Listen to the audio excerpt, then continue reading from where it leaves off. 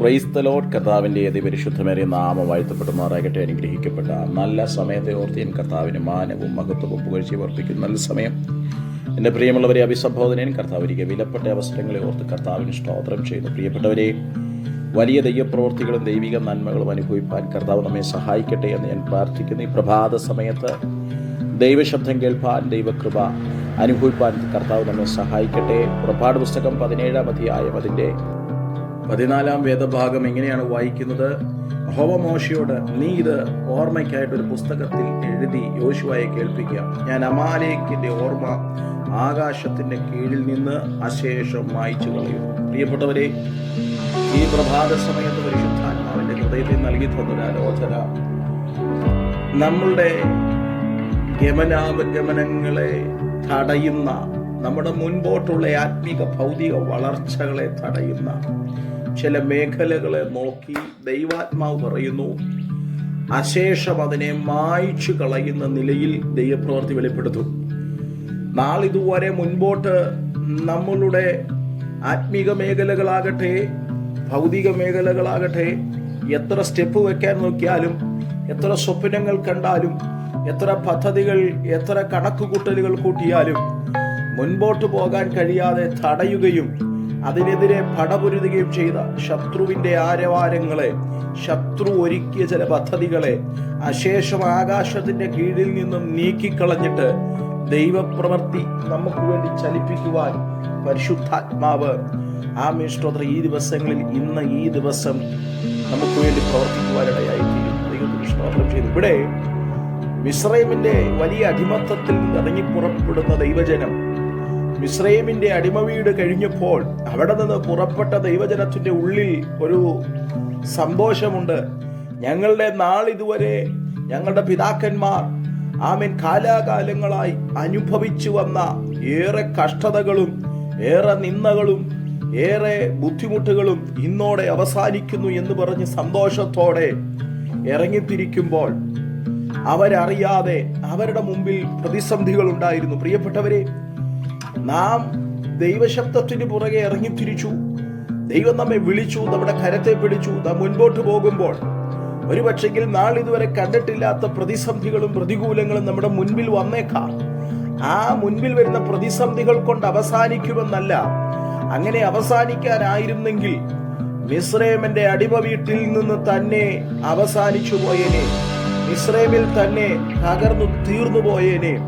എന്നാൽ മിസ്രൈമിന്റെ അടിമ വീട്ടിൽ അവസാനിച്ചിട്ടില്ല എങ്കിൽ യാത്ര പുറപ്പെടാൻ ദൈവം മോശ മുഖാന്തരം നിയോഗം നൽകി തന്നിട്ടുണ്ടെങ്കിൽ ഒരു കാര്യം ഉറപ്പാണ്, എത്തിക്കാമെന്ന് പറഞ്ഞെടുത്ത് എത്തിക്കാനും കരുത്തും കഴിവുമുള്ളവനാണ് സർവശക്തനായ ദൈവം.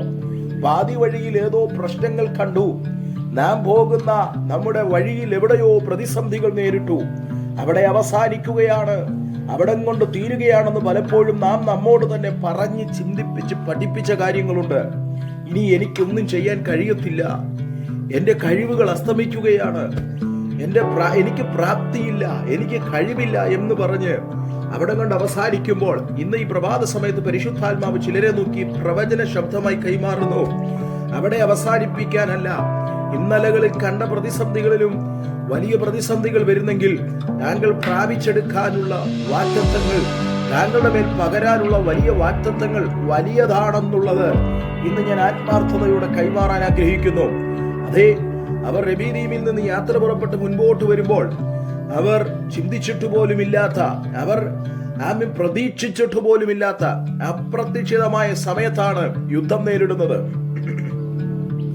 ആ യുദ്ധത്തിൽ സ്തോത്രം, മോശയും അഹരോനും ഹൂരും യോശുവയും ഇസ്രായേൽ ജനം എല്ലാം നിൽക്കുമ്പോൾ എന്താണ് അടുത്ത സ്റ്റെപ്പ് കാണാൻ പോകുന്നത്, എന്താണ് നടക്കാൻ പോകുന്നത് പറയുമ്പോൾ നാം വായിച്ച വേദഭാഗത്തിലുണ്ട്, അമാലേക്കിന്റെ ശക്തിയെ അശേഷം നിഗ്രഹിച്ചിട്ട് അവർ മുൻപോട്ട് യാത്ര പുറപ്പെടുന്ന ഒരു ദൈവത്തിന്റെ കരം അവരോട് ചലിക്കാൻ തുടങ്ങി.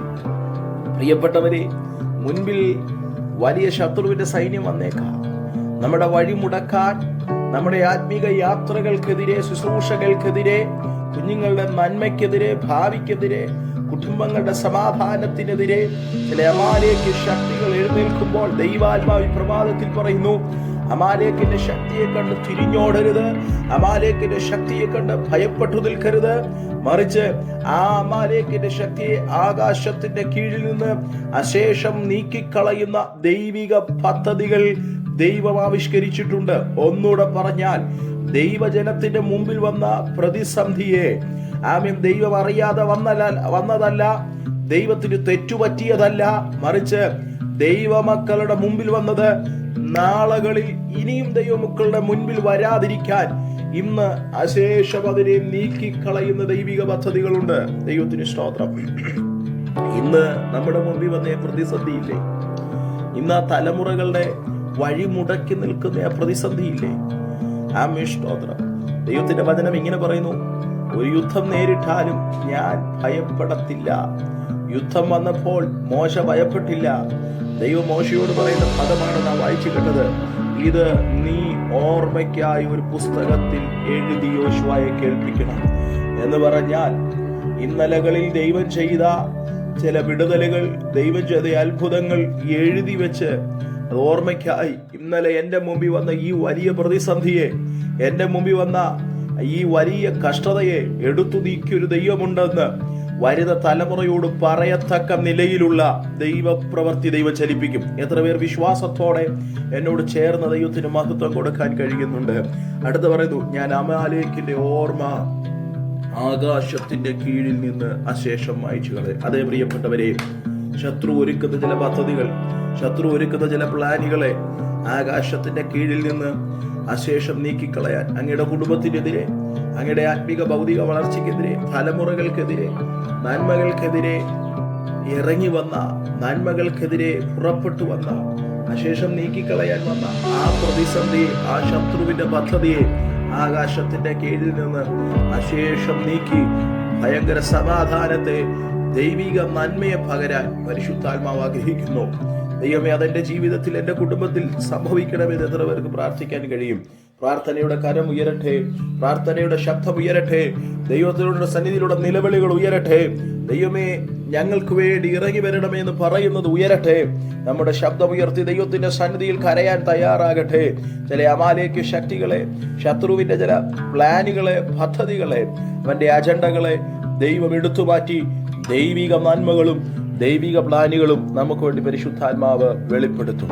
അശേഷം ശത്രുവിന്റെ പദ്ധതിയെ മായ്ച്ചു കളയുന്ന, ഓർമ്മയാക്കി മാറ്റുന്നത് പോലെ, സ്തോത്രം, ഇതൊരു ഓർമ്മയാക്കി മാറ്റുന്നത് പോലെ ഇങ്ങനെ ഒരു ശത്രു സൈന്യം വന്നായിരുന്നു, പക്ഷെ അവർ അശേഷം നീങ്ങിപ്പോയത് പറയത്തക്ക നിലയിൽ ദൈവപ്രവൃത്തി വെളിപ്പെടും. ആയതിനാൽ പ്രിയപ്പെട്ടവരെ, വളരെ പ്രാർത്ഥനയോടും ദൈവാശ്രയ ബോധ്യത്തോടും, കർത്താവേ, എൻ്റെ ഗമനത്തിനെതിരായി, എൻ്റെ മുൻപോട്ടുള്ള യാത്രകൾക്കെതിരായി വാദിക്കുന്ന സമസ്ത വിഷയങ്ങളെ വഴിമാറ്റി ദൈവപ്രവൃത്തി വെളിപ്പെടരുത് പ്രാർത്ഥിക്കാം. കർത്താവ് നമ്മെ വചനങ്ങളാൽ അനുഗ്രഹിക്കട്ടെ. God bless you.